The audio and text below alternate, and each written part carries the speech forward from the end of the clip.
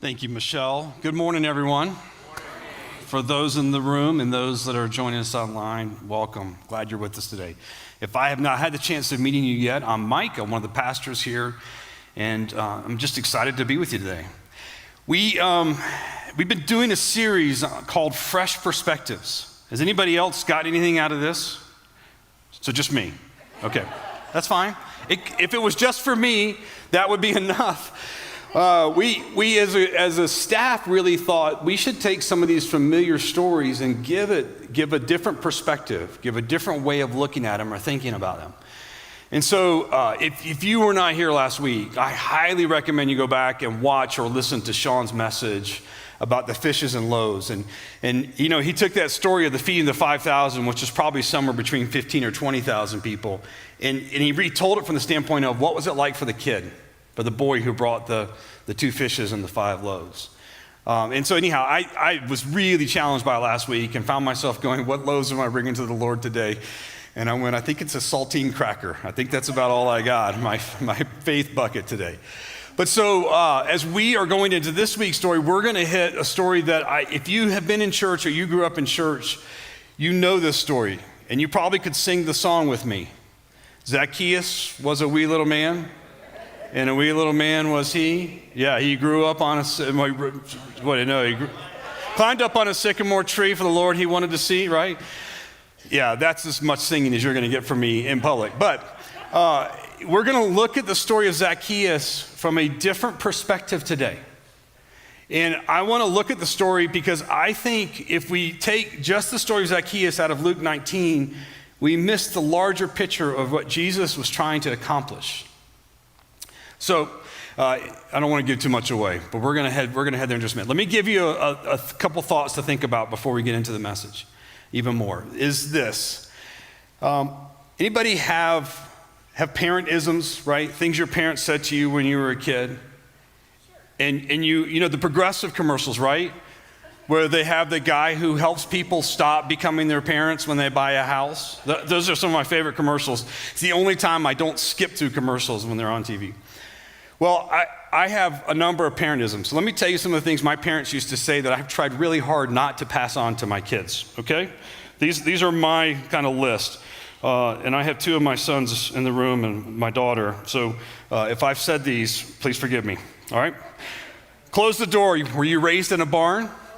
Yep, all right. We lived in the city. There were no barns. Now, by the time we moved to South Georgia, there were barns, but I'd already heard it for many years. Money doesn't grow on trees. You're right, it grows out of my dad's wallet, right? I mean, watch out or your face will freeze that way. Okay, very good. All right, here's one that I know I've said to my kids. This hurts me more than it hurts you. Stop crying before I give you something to cry about. You're not made of sugar, you won't melt. That must have been a Southern one, sorry. All right, I hope you have a child just like you.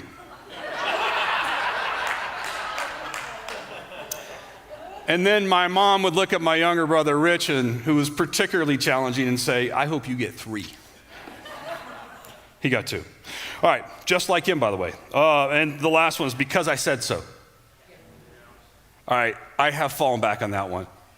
There are moments when my 10-year-old, who's not in the room right now, brings up these great debates, right? You know, you've heard the thing where you're supposed to parent kids by giving them choices. And you would give Joshua 2 choices, and he'll go, how about we do this instead? No. Why not? Because I said so, right? Because there's nowhere else to go at that point. He's already out-thought me. All right. Here's one my parents used to do to me all the time, which I actually think fits for today. There were a number of times as a high schooler I would say, hey, Mom and Dad, I want to go do this.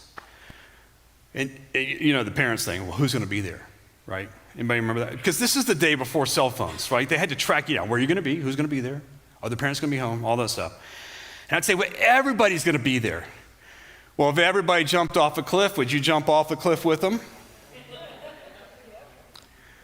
Now, here's where we're headed this morning, is that I do think there's a lot of wisdom in that question, right?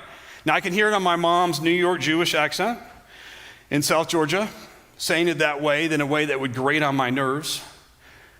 And I miss you, Mom, because I miss those little pearls of wisdom. But there's truth in this. If everyone jumped off a cliff or a bridge, would you jump with them? Well, the answer is in your head, you go, no way. But how often do we find ourselves going a direction and we realize, man, I'm just following a crowd of people. I don't even know where we're going. Jesus engaged with crowds all the time. His ministry was full of moments where there were lots of people everywhere. Sean talked about one of them last week, the feeding of the 5,000. That was 5,000 men, which if you assume they had wives and children, you're talking minimum 15,000. Crowds of people. On the day of Pentecost, there's 120 left. The crowds don't always get it right. And we get stuck sometimes as we think about things like faith, like following Jesus, like having this spiritual relationship, that we get stuck in these moments sometimes where we start thinking, well, that's what everybody else is doing, so it must be right. Hey, I'm going to say this in the nicest possible way. And just know I love you as I'm about to share this. You're not going to find good theology on Facebook. Or Twitter, or Instagram, or Snapchat, or whatever all the cool kids are doing. You're not going to find it there. That doesn't mean there won't be pearls of truth, right? We can find pearls of truth in all kinds of places. But here's the thing, we have to be careful that we don't engage with where the crowd wants to go, that we miss what Jesus is trying to say. And I think as we look at this story of Zacchaeus and the story that happens before it, which is really important, I think there's something beautiful that Jesus is trying to say to that crowd that they did not hear, but also something to us. Okay? So I'm going to pray real quick. We're going to dive in. We're going to go to the end of Luke 18, and then we'll do Luke 19, the first part. So God, come even more in your power and your presence. Speak to us. Give us your eyes to see what you're speaking and saying. Lord, I pray that anything I share that's not of you would just slide right off, and the things that are you, Lord, would stick. Come, Lord.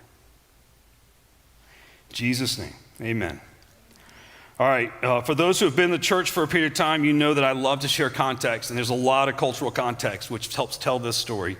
So buckle up, we got a lot to talk about, all right? Verse 35 out of Luke 18. If we skip to chapter 19, verse 1 of Zacchaeus, we miss the rest of the story. There's a whole lot more happens before Zacchaeus comes along. As Jesus approached Jericho, a blind man was sitting by the roadside begging. When he heard the crowd going by, he asked what was happening. They told him, Jesus of Nazareth is passing by. All right, let's pause. There's a whole bunch already happening right now. Let me tell you, let me explain. Jesus is going to Jericho, and he's coming from the Sea of Galilee area where he has been hanging out, where he fed the 5,000 plus. And as he's coming, what's happening is he's actually on his way to Jerusalem for Passover and for his crucifixion. So he's on his way to the cross. Now, as he gets to Jericho, what was common in that day was that in these cities, in this culture, when somebody of renown would show up, the people of the town would gather together, and they would send a crowd of people out to greet them and to help them walk into the city and to be kind of this welcoming committee, like welcoming crowd. So this idea of the crowd going, the crowd goes out to meet him, and the beggar is listening to all this stuff. The blind beggar is listening to all this, and he goes, okay, there's a whole lot more happening today around my area than there usually is. So what would also happen, and it's not written in the story, by the way. You have to understand the context of this culture to really get this piece, and then even what happens in Zacchaeus, how hard this is for the people. But when somebody like a Jesus would come in, a traveling, renowned figure, a person of popularity, in this case a rabbi is what they saw him as, who'd been doing all these miracles, they would have made all these preparations.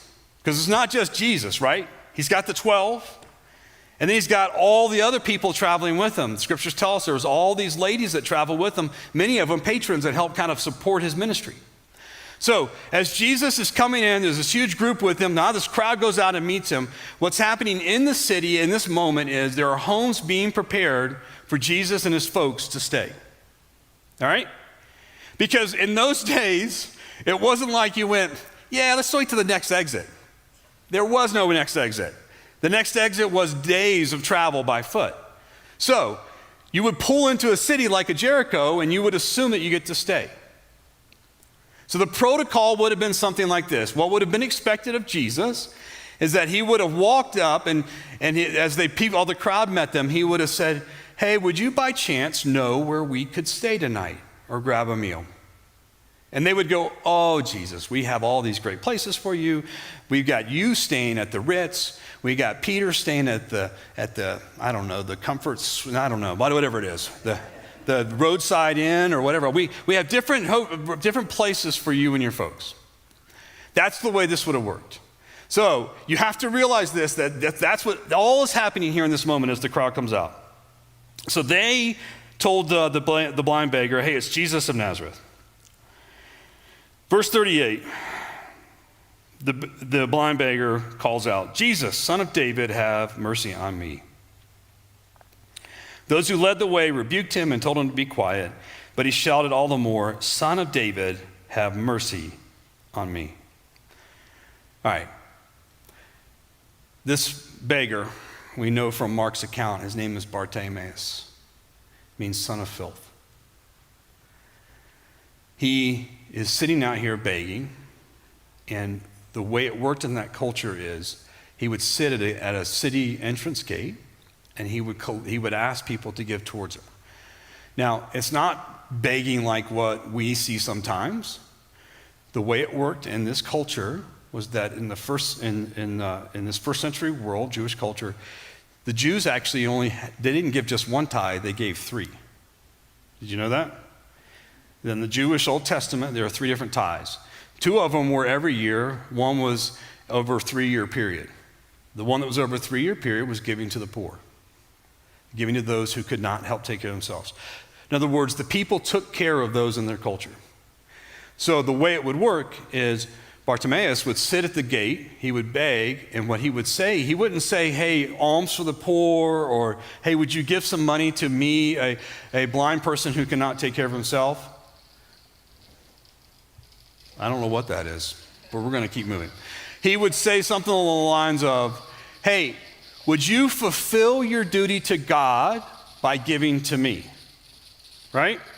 Sounds like some televangelists we know, right?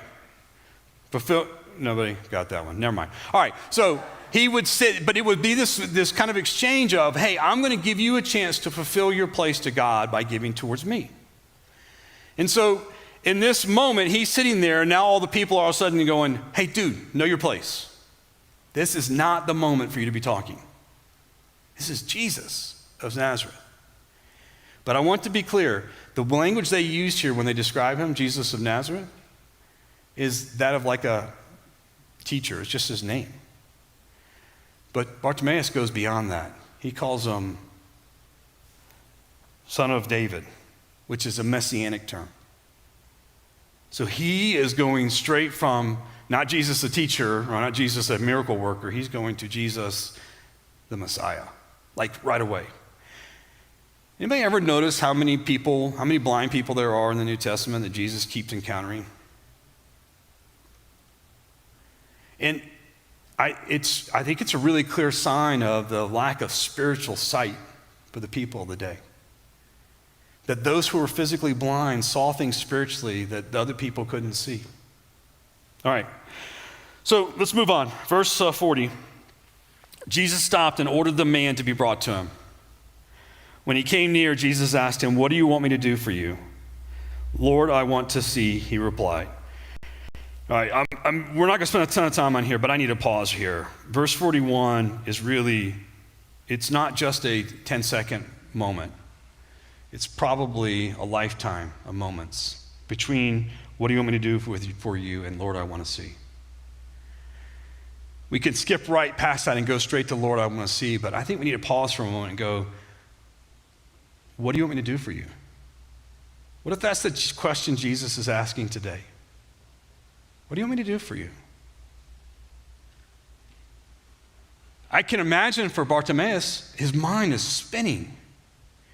Gosh, I know Jesus has been healing people like crazy, but if he heals me, I lose all my income. I have no way to live. The cost is going to be really high.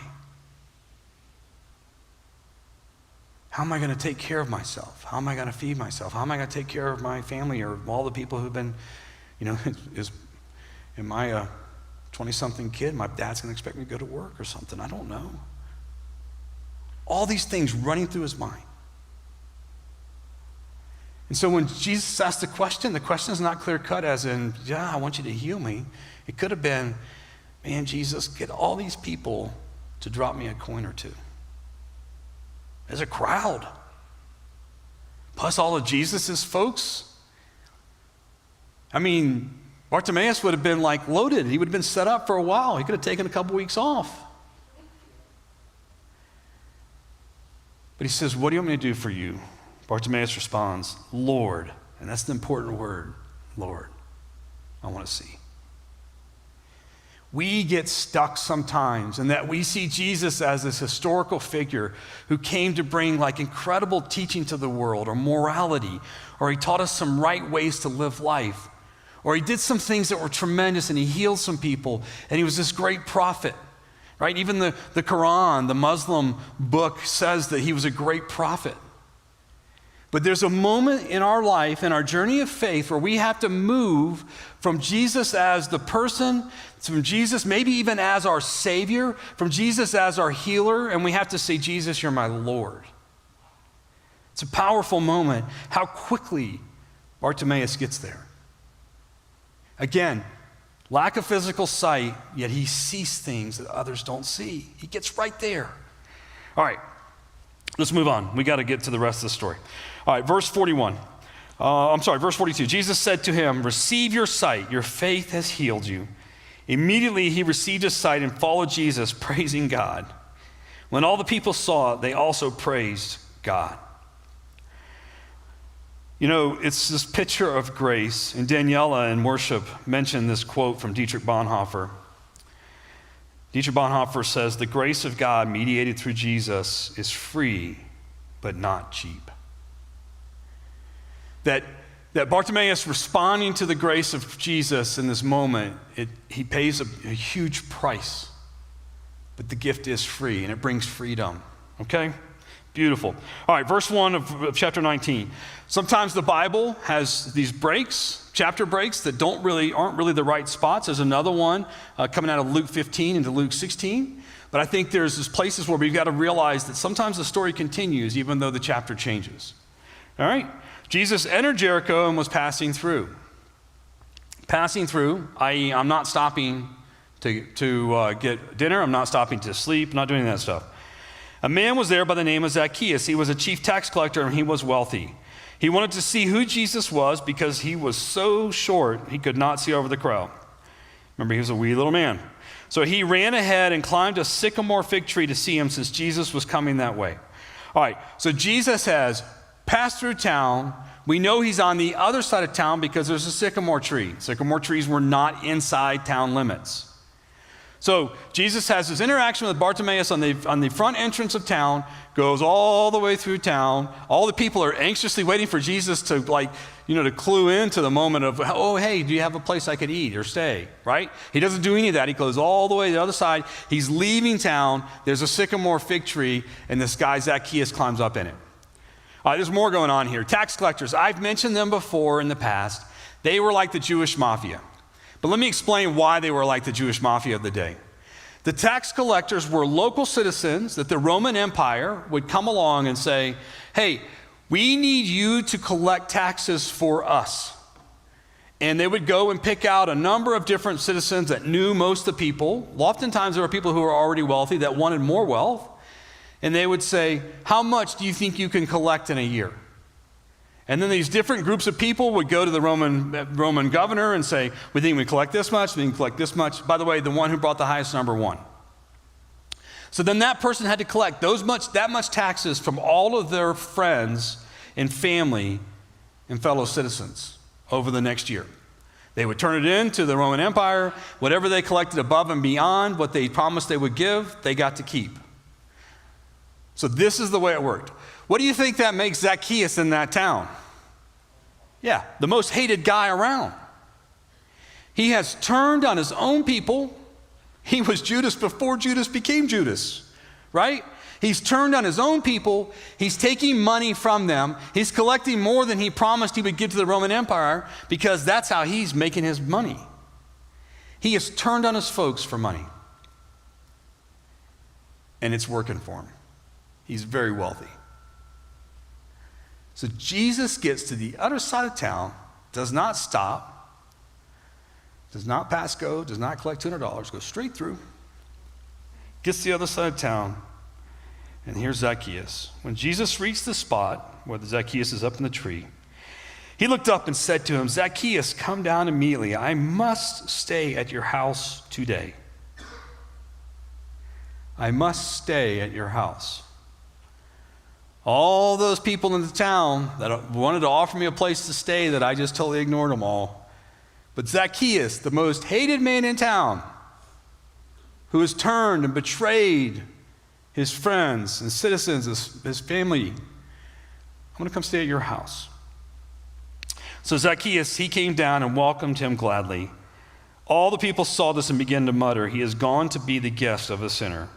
You can understand why they would feel that way. Jesus spots Zacchaeus up there.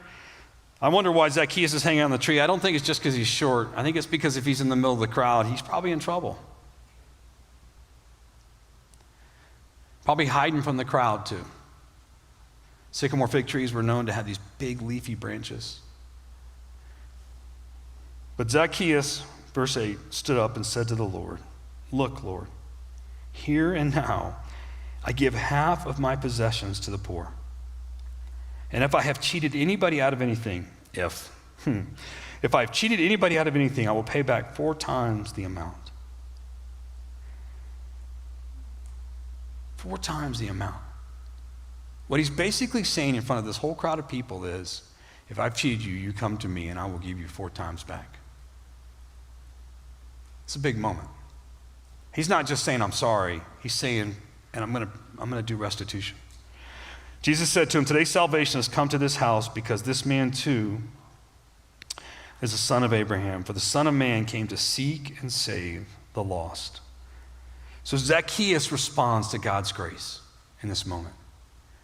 Beautiful picture of him responding to the grace of God.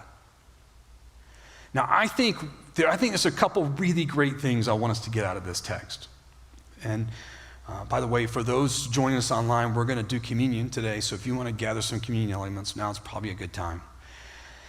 But there's some beautiful pictures. And I want to look at it first of all, from the 2 different characters. You got Bartimaeus on one side as Jesus enters Jericho. You got Zacchaeus on the other. And Bartimaeus is what we would politely describe as the very bottom of society. He's living off the kindness of others. He's actually manipulating some of that if we're honest with ourselves. And he's got no value to the rest of society. When the crowd tells him to be quiet, they're not really telling him to be quiet. The word out of Mark sounds more like shut up. Lowest possible person in society. He's what we would call those that are oppressed. The down and out, the poor, the oppressed. And then on the other side, you've got coming out of Jericho, you've got Zacchaeus. Zacchaeus represents everything wrong with the Roman government. Everything wrong in the world that the people live in at that time. He is the oppressor. He's the one taking advantage of everybody for his own gain. And Jesus meets both of them. He meets both of them right where they are.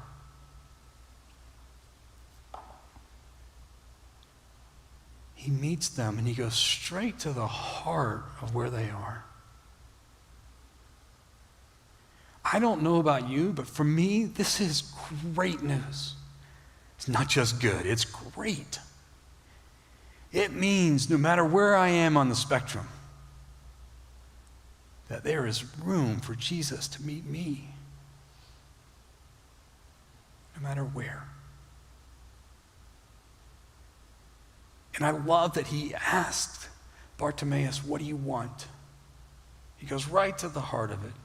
But for Zacchaeus, he says, I'm going to come eat at your house today. Zacchaeus hasn't done anything yet to merit that kind of grace from God. He meets them both. And I think some of us, some of me, need to hear that grace is not just extended at a moment where we say yes to following Jesus. It's extended as we continue to say yes to following Jesus throughout our life. It doesn't stop. We can keep saying yes. So let's pretend that Jesus is actually asking the question, what do you want? I don't know, world peace, right? I mean, nobody got that one either. That's okay. We get in those places where when Jesus asks us, when we think about that, what do we really want? We go to such like the obscure that we miss the thing that he's going right to. And he goes, no, in your heart. What do you want? Not what will make life better for you, not what will make things easier for everybody else. What do you want? I don't know about for you, but for me the answer is more Jesus. That's what I want. I want to look at this from the other side, though. We started off by talking about my parents talking about, if everybody jumped off a cliff, would you jump off with them? Talked about the crowd. I want to go back and look at this story, and let's talk about the crowd. This will take just a few minutes. Verse 18:35, the crowd going by, they're all running out to go meet Jesus because they were told to go find this traveling dignitary. They, the crowd, call him Jesus of Nazareth. So they call him by an earthly name. They don't see him as even a prophet or a rabbi or a teacher. He's Jesus. He's this guy from Nazareth who's doing cool stuff, and so we're going to invite him into our town. Those who led the way rebuked Bartimaeus and told him to shut up. Crowd's not doing real great so far, are they? Jesus stopped and ordered the man to be brought to him. What's that mean? That means he told the very same people who told Bartimaeus to shut up to go get Bartimaeus and bring him to him. Jesus could have walked over to Bartimaeus. The crowd would have moved out of the way. But he made a point to go, hey, you people that are treating this guy so badly, go get him for me. Verse 43, immediately after Bartimaeus received his sight, when all the people saw, they also praised God. What else are they going to do? Now, I do think there was genuine happiness here. I mean, part of what happened in this time of Jesus is there were many people that wanted to watch him do a miracle. They were looking for the next thing he was going to do. What's the next cool moment he's going to have? Ooh, I get to see it. Now I get to tell my friends. Yeah, I was there back in 32 AD when Jesus was walking through Jericho. Right? All right. Chapter 19, verse 3. Zacchaeus was short and could not see over the crowd. Climbed up in the tree. Verse 7, after Jesus says, Zacchaeus, come down, I want to stay in your house, even though I ignored everybody else through the town. I'm staying at your house. The oppressor, the betrayer, that which is the most vile person in the city. I'm going to come hang out and party with you, cowboy. You're my man. All the people saw this and began to mutter. You ever been around a crowd that starts muttering?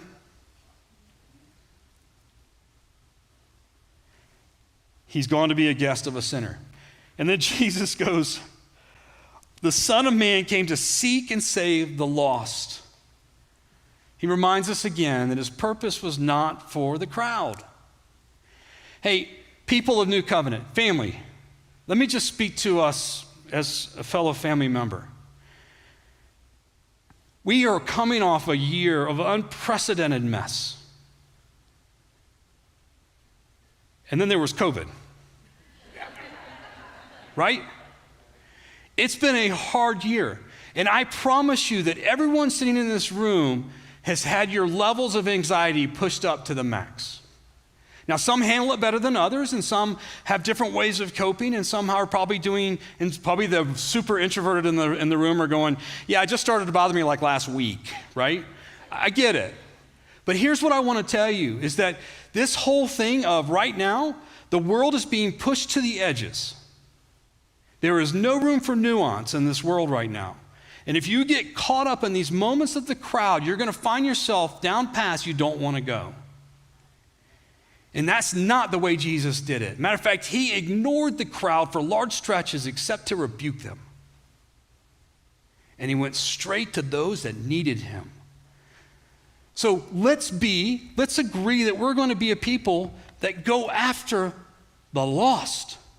And I don't mean like we're going to go out and start dragging people off the street. I mean, we're going to say, God, what are you doing and how can I partner with you today? How can I participate with what you're doing? How can I see whoever the Bartimaeus of my life is, or maybe the Zacchaeus of my life? How do I engage with that?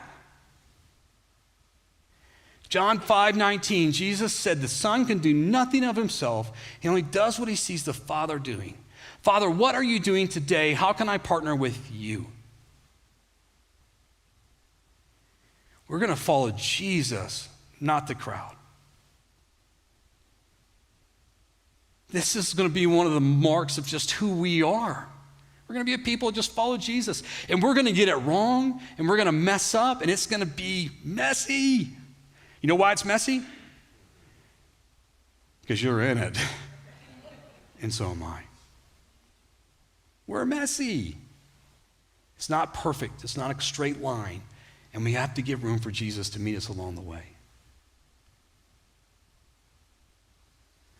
So what I want to do is I want to take just a moment and let's make some space for God to come meet. And we're just going to do it right where you are, and then we're going to take communion. I want to ask two questions to finish up with. One is where are the places where you have found yourself following the crowd? And my guess is that the Lord's already been speaking, that this is not going to be a real difficult question. And just rather than feeling guilt or shame or beat up over that, just take it to the Lord and say, Lord, forgive me for this, and I give it to you. It's yours. Let's take that to him. Let's get our hearts clean. And then the second piece is I want us to ask the question, I want us to respond to the question that Jesus is asking, what do you want?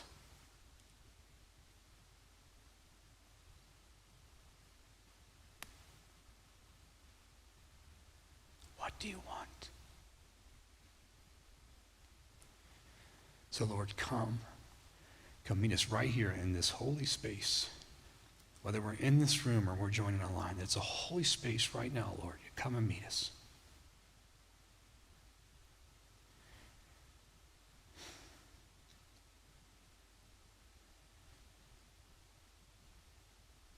And Lord, we just individually and yet as a group take our stuff to you and say, Lord, forgive us the places we have followed the crowd.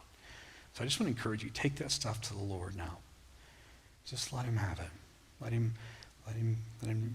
pronounce forgiveness over you.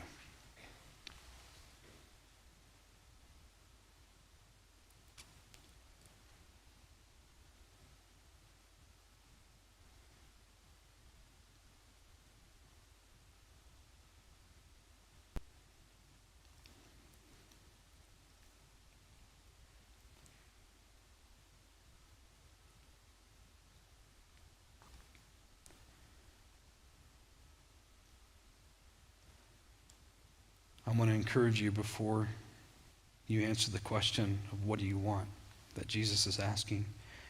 I want to encourage you that his presence is really with us right now. I feel it. I know he's present. And if you find yourself in this weird space of going, I'm not quite sure what it is I'm feeling, that's God's Spirit being close. So one of the ways that I like to respond to these moments is just say more. More of you, Jesus.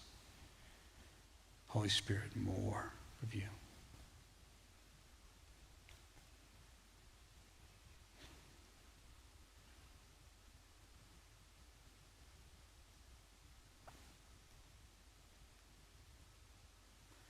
So Jesus is asking, what is it you want? Let's take our request to him.